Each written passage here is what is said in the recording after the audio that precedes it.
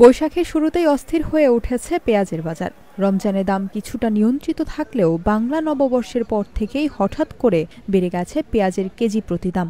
বর্তমানে খুচরা বাজারে পেঁয়াজ বিক্রি হচ্ছে ৫৫ থেকে ৬০ টাকা কেজিতে, অথচ এক সপ্তাহ আগেও এই পণ্য পাওয়া যাচ্ছিল ৪০ থেকে ৪৫ টাকায়।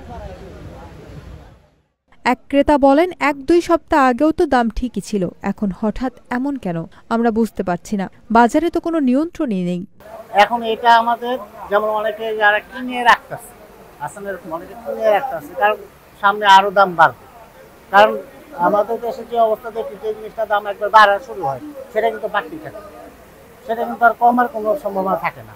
ক্রেতাদের অভিযোগ, অসাধু ব্যবসায়ীরা পেঁয়াজ মজুত করে কৃত্রিম সংকট তৈরি করছেন। তাদের দাবি, বাজার মনিটরিং জোরদার করে এই পরিস্থিতি নিয়ন্ত্রণে আনতে হবে।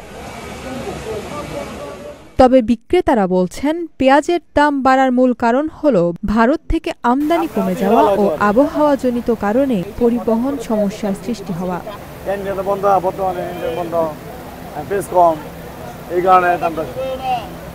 আর দাম তো সেই ক্ষেত্রে অনেকটা বাড়ি নাই। ৫০ টাকা তো যদি এটা আমরা বাড়তি বলি, তাহলে আপনার কৃষকরা কী করে? বাজারে যদি মাল অ্যাভেলেবেল থাকতো সেই ক্ষেত্রে দামটা অনেক বেশি বাড়তো না। আমরা যেহেতু মাল বাজারে আসার আগেই আমরা স্টক করে ফেলতেছি সাধারণ পাবলিকে, তাহলে তো নেক্সটে আরও বেশি বাড়বে। এটা তো আমাদের কারণেই হচ্ছে।